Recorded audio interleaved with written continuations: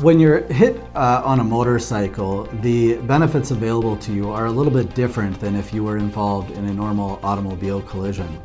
Most auto insurance policies require payments for medical expenses or wage losses. Motorcycle policies in Minnesota are not required to cover those things. They may, but they're not required. It's important to hire a lawyer who knows where to look for those benefits for you.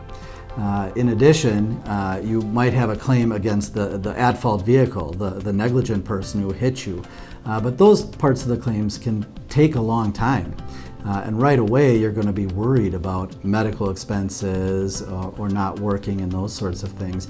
And so finding somebody who knows where to look for those things is going to be helpful.